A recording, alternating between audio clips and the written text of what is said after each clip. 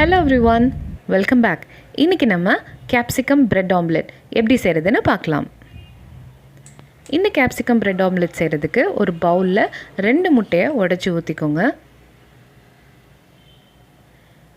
இது கூட குட்டி குட்டியாக கட் பண்ணி வச்சுருக்க கேப்சிகம் ஒரு 1/4 கப் சேர்த்துருக்கேன்.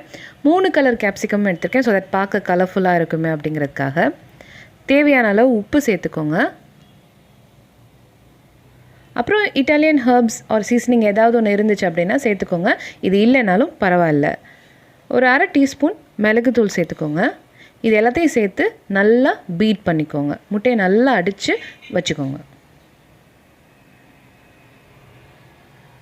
இப்போ இந்த பிரெட் ஆம்லெட் செய்கிறதுக்கு நான் இந்த ப்ரெட்டை இந்த மாதிரி கட் பண்ணி எடுத்திருக்கேன். அதாவது நடுவில் உள்ள ஸ்கொயரை தனியாக கட் பண்ணி எடுத்துகிட்டு அவுட்டர் ஒரு லேயரும் தனித்தனியாக எடுத்து வச்சுருக்கேன். வாங்க இப்போ ஆம்லெட் செஞ்சிடலாம். ஒரு பேனில் பட்டரை நல்லா ப்ரஷ் பண்ணி விட்டுக்கோங்க. அதில் இந்த அவுட்டர் லேயர் இருக்குது பார்த்திங்களா, அந்த பீஸை மட்டும் ஃபஸ்ட்டு அதை வச்சுக்கோங்க. அதை வச்சுட்டு நடுவில் இருக்க அந்த கேப்பில் நம்ம பீட் பண்ணி வச்சுருக்கல கேப்சிகமும் முட்டையும் அதை ஃபில் பண்ணிக்கோங்க.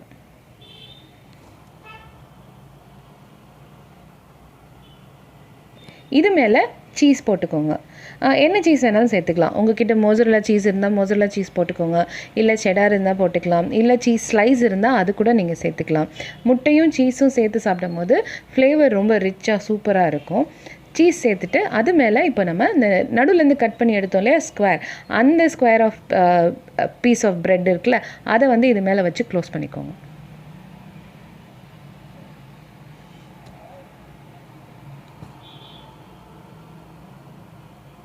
நல்லா ஒரு ஜென்டில் ப்ரெஸ் கொடுத்தீங்க அப்படின்னாக்கா இது திருப்பி போடும்போது கலண்டு வராமல் நல்லா ஒன்றா ஒட்டிகிட்டு இருந்துக்கும்.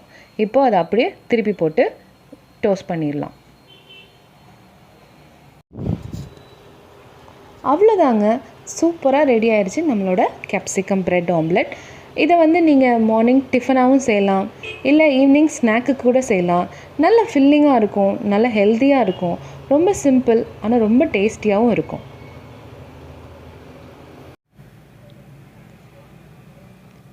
எக்கோட சீஸ் சேர்த்து சாப்பிட்றதே நல்ல ஃபில்லிங்காக இருக்கும். அதோட இந்த கேப்சிகமும் சேர்த்து சாப்பிடும்போது ஒரு டிஃப்ரெண்ட்டான ஃப்ளேவராகவும் இருக்கும். ஸோ கண்டிப்பாக ட்ரை பண்ணி பாருங்கள். ட்ரை பண்ணி பார்த்துட்டு உங்கள் ஃபீட்பேக் அண்ட் கமெண்ட்ஸை எனக்கு ஷேர் பண்ண மறந்துடாதீங்க. இந்த வீடியோ உங்களுக்கு பிடிச்சிருந்துச்சுன்னா மறக்காமல் நம்ம சேனலுக்கு சப்ஸ்கிரைப் பண்ணுங்கள். உங்களோட ஃபீட்பேக்ஸ் அண்ட் கமெண்ட்ஸ் எனக்கு ரொம்பவே முக்கியம். கண்டிப்பாக அதை எனக்கு ஷேர் பண்ணுங்கள். தேங்க்யூ ஸோ மச் ஃபார் வாட்சிங்.